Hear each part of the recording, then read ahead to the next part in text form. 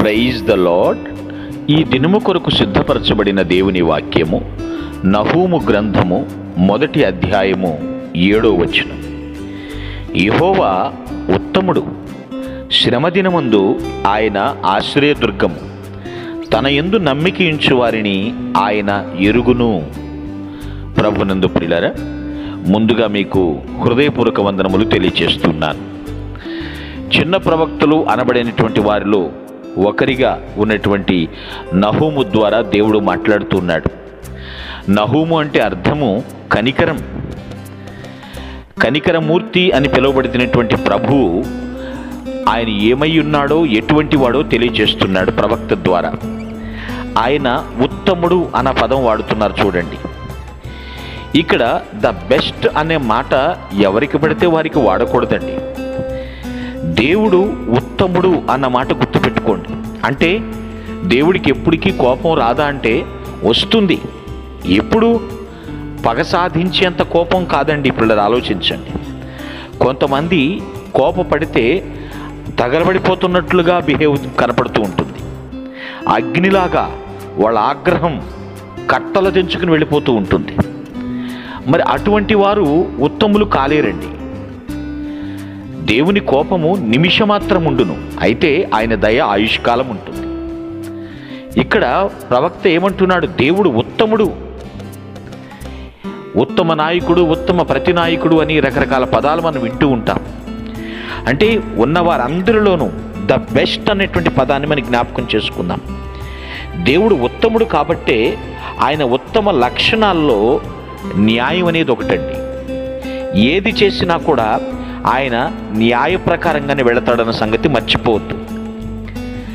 మనుష్యులు ఈ భూమిని పాడు చేయొచ్చు, దేవుడు నిర్మించిన రాజ్యాన్ని పాడు చేయొచ్చు, దేవుని చేతి పనిని పాడు చేయొచ్చు, దేవుని ప్రజలను నాశనం చేస్తారని చూడొచ్చు. కానీ ఆయన మంచితనాన్ని బట్టే ఆయన వారిని అలాగూ చేయనివ్వకుండా దేవుడు కాపాడుతాడు.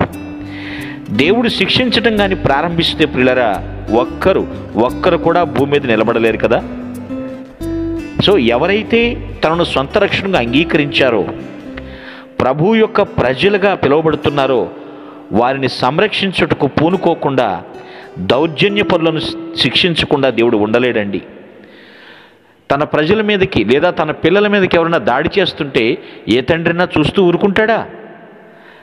శిక్షించటం కాదు, అడ్డుకుంటాడు కదా. ముందు శిక్షించటం అనేది న్యాయపరంగా ఉంటుంది దేవుని విషయంలో.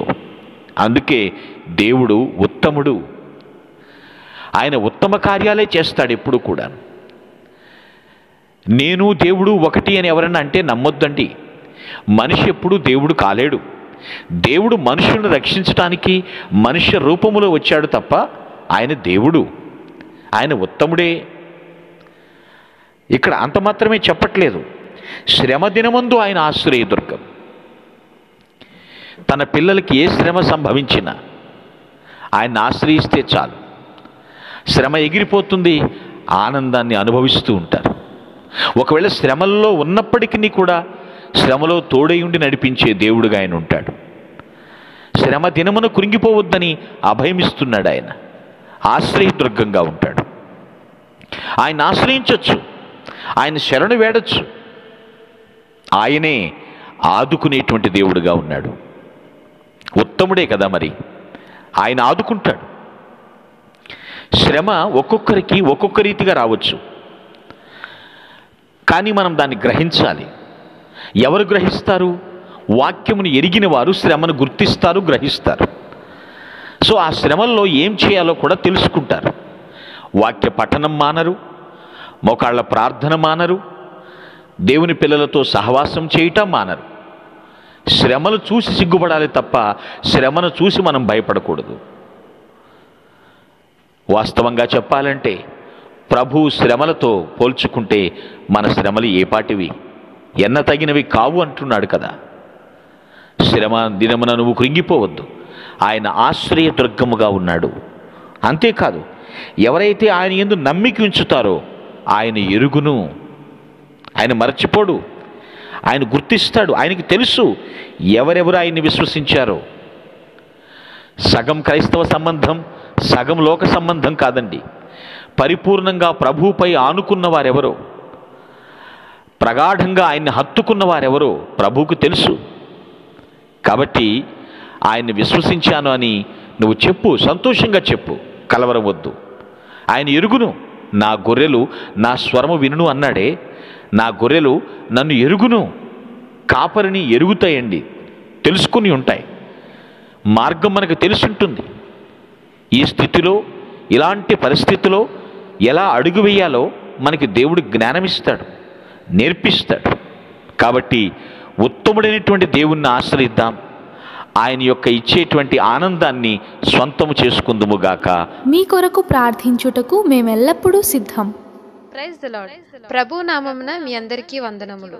ఈ మా సందేశముల ద్వారా మీరు ఆశీర్వదింపబడినట్లయితే మీ తోటి వారికి షేర్ చేసి దేవుని రాజ్య సువార్తలో మీరు కూడా పాలుభాగస్తులు కావాలని ఆశిస్తున్నాం.